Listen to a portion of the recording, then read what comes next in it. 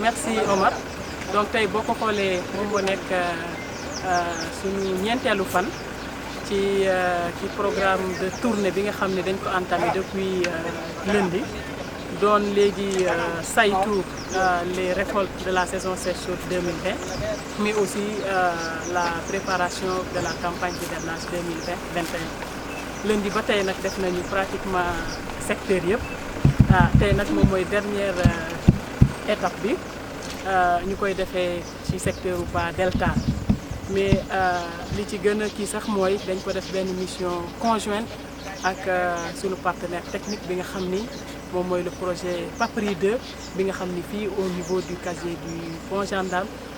mi ngi fii en tout cas testé depuis daaw le projet de double culture. Donc globalement ci tournée bi liñ ci mën a retenir par rapport ak récolte yi mën nañu wax vraiment sur les 36 641 hectares yi nga xam ni mettre nañ ko en valeur ci consaison chaude 2020 bi pratiquement 11 700 yëpp récolté nañ ko déjà loolu nag ci kii pourcentage mi ngi méngoo téeméeri hectares boo jël dafa mel ni rek fanweer ak ñaar yi kese la ñu récolté gu loolu nag nekk jafe-jafe ci en tout cas ci nekk jafe-jafe ci contexte Covid bi ñu nekk nga xam ni ngóobaan yi taxul mu bari fi lool mais nag aussi taw bi nga xam ni aussi commencé naa ñëw ngóobaan yi sax dap ci sunu tournée yi nee nañ ma ñoom su fekkee góob rek pratiquement ñu ngi ci presque léegi 70 000 su fekkee da nga def góob ak mise en meule léegi nee nañu bi taw bu njëkk bi ñëwee ba tey sax léegi àgg nañ ci 120 000 léegi nag looloo tax sax état def aussi benn programme spécial boo xam ni andi na fi 12 moissonneuses batteuses Covid 19 pour mu jàppale ñu ci en tout cas récolte kon saison chaude yi 12 yooyu incha allah dootul yàgg léegi ñu dugg fekk fi aussi ak le parc existant bi fi nekkoon ndax ñu mën a libérer en tout cas kii parcelles yi rapidement mën a dem campagne d'hivernage. léegi ci campagne d'hivernage boobu sax bu ma ci ñëwee xam ngeen ren ak ci contexte Covid bii ñu nekk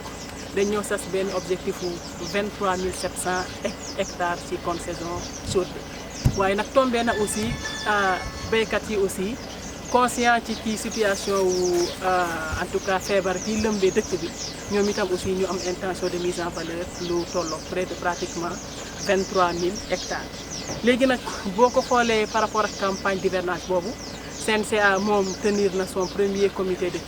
crédit résultat yi sax génn na ñun au niveau de la délégation pratiquement présenté woon nañu près de 11 000 hectares d'expression de besoin résultat yi CNCA bi mu génnee aussi gis nañ ni pratiquement 9 950 hectares ont été traités et maintenant sur ces 9 950 hectares pratiquement 8 525 yëpp aussi accordé nañu leen donc li ci des moom mooy béykat yi dem rapidement mën a xool aussi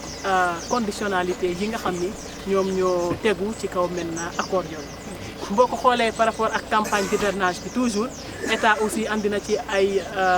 yeneen xeetu yombal parce que lu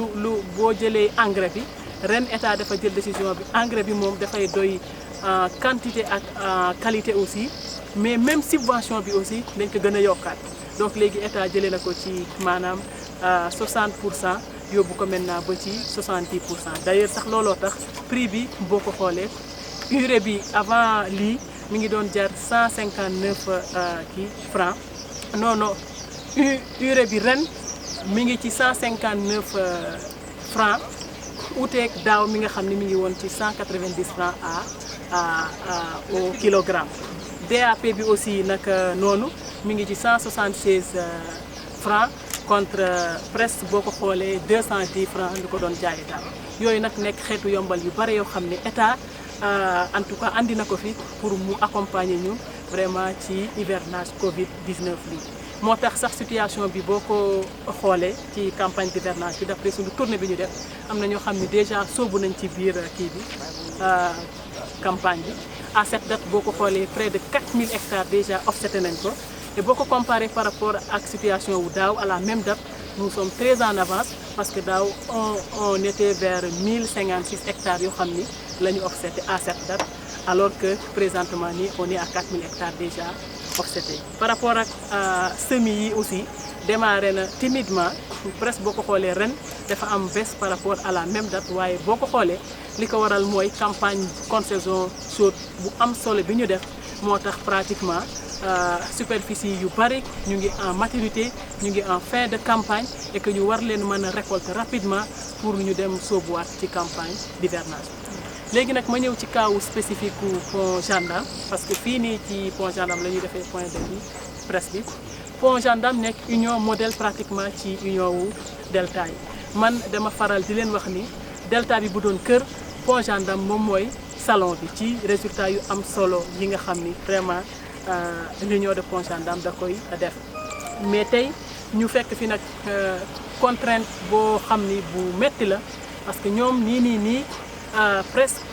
def nañu campagne contre-saison bu am solo ñu ngi xaar ay rendement yu mucc ayib mais nag en tout cas presque am nañu 85 hectares yoo xam ni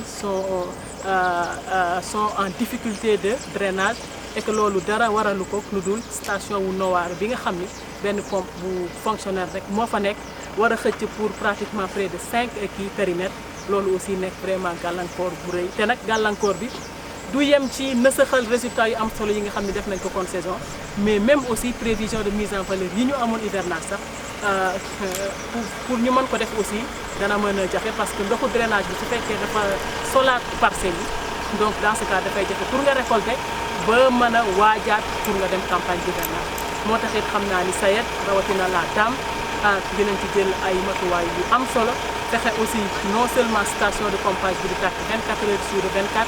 mais ñu renforcer ko au moins avec ñaari GMP yoo xam ne aussi dañuy jàppale waat aussi benn pompe bi fa nekk mais aussi ñu andi fi pelle pour mu mën a defaraat réseau bi et que am nañ yaakaar réseau bi su fekkee defar nañ ko ba mu fonctionner mu am ñaari GMP de waaw en renfort yu ñëw jàppale benn pompe bu fonctionnel bi nekk na waar am nañ yaakaar ni problème bi dana saafara dootul yàgg. Ok, merci.